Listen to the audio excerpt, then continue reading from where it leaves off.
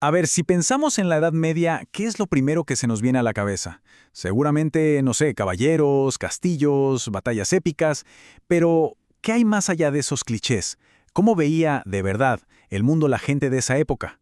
Bueno, hoy nos vamos a meter de lleno en eso. Vamos a intentar entender cómo funcionaba la mentalidad medieval, cómo veían su propio universo. Perfecto, vamos a desglosar esta pregunta, porque para entender a la gente de hace, qué sé yo, 1000 años, es clave preguntarse cómo percibían su realidad, su tiempo, su lugar en el cosmos. Y la respuesta, la verdad, es fascinante. Nos muestra un mundo que, en muchos sentidos, es completamente distinto al que conocemos hoy. Ok, para empezar, hay que ir a la base de todo, al cimiento de su pensamiento, un universo centrado en Dios.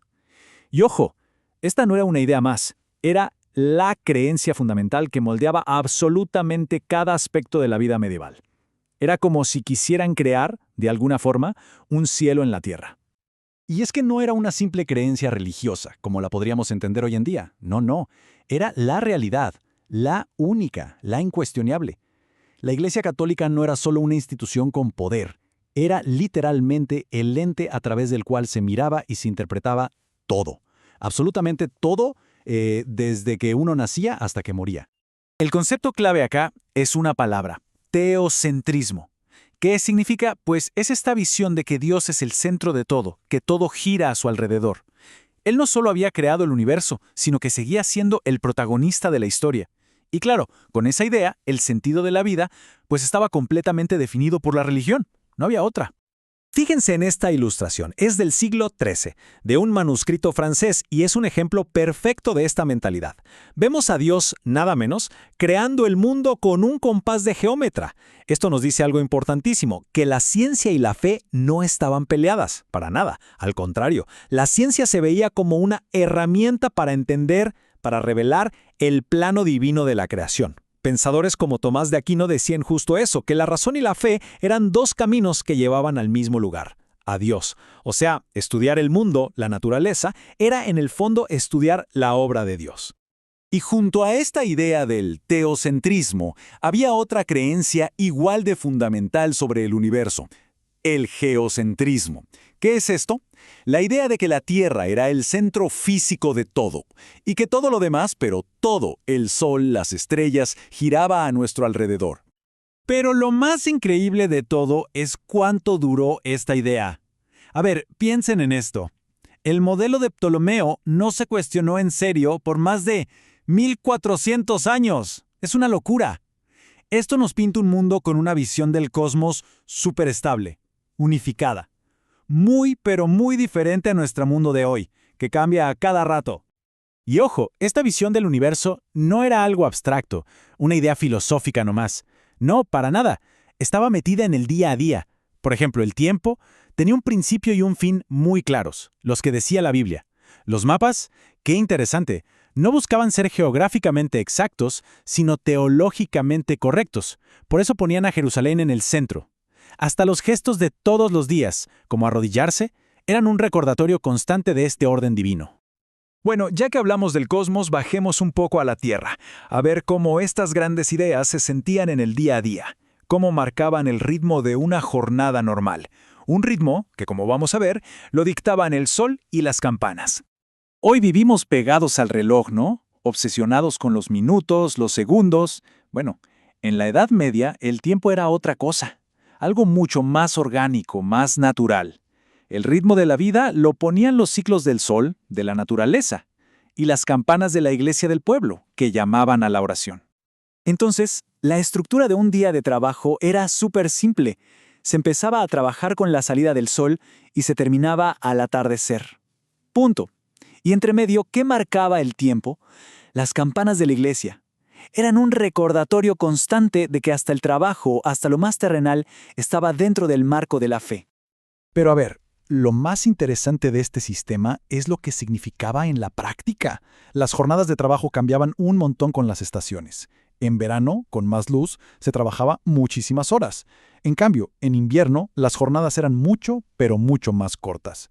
Esto nos dice que la vida estaba sincronizada con la naturaleza de una manera que hoy, la verdad, ya perdimos por completo. Bueno, ya que tenemos el marco general, vamos a meternos un poco más en los roles de las personas. Y para ver los contrastes de la sociedad medieval, no hay nada mejor que mirar las vidas de las mujeres, que eran muy distintas según su clase social. Empecemos con la mujer campesina, que era la gran mayoría. Hay una cita del historiador Robert Fossier que lo resume perfecto. Dice que su trabajo era esencial, pero casi siempre invisible. Y esta idea, además, estaba muy ligada a la teología. Se pensaba que la mujer, como descendiente de Eva, estaba ligada al pecado original, y por eso al trabajo duro, al trabajo terrenal. Su labor se veía casi como una penitencia, algo natural, pero subvalorado, dentro del orden divino. Y no estamos hablando de tareas fáciles, ¿eh? Eran trabajos físicamente agotadores, día tras día, sin parar. Mantener el fuego, cocinar, ir al molino, sacar agua del pozo. Y a todo eso hay que sumarle el trabajo en el campo y criar a los hijos. Una vida de trabajo sin fin, que como bien dice Fossier, casi nunca se reconocía como un trabajo de verdad. Pero, ojo, si nos movemos a otra clase social, la historia cambia por completo. Margaret Wade, por ejemplo, describe el rol de la mujer noble. Ella no era para nada pasiva. Al contrario, se convertía en administradora, en líder. Y esta posición de poder también tenía su justificación teológica. Si Eva representaba la debilidad, la Virgen María era el modelo de virtud y poder. Así que las mujeres nobles, al defender sus tierras, encarnaban una forma de poder femenino que era aceptado y de hecho necesario. Entonces, el contraste es total. Por un lado, la lucha por la supervivencia, puro trabajo físico, y por el otro, la administración del poder, de la autoridad.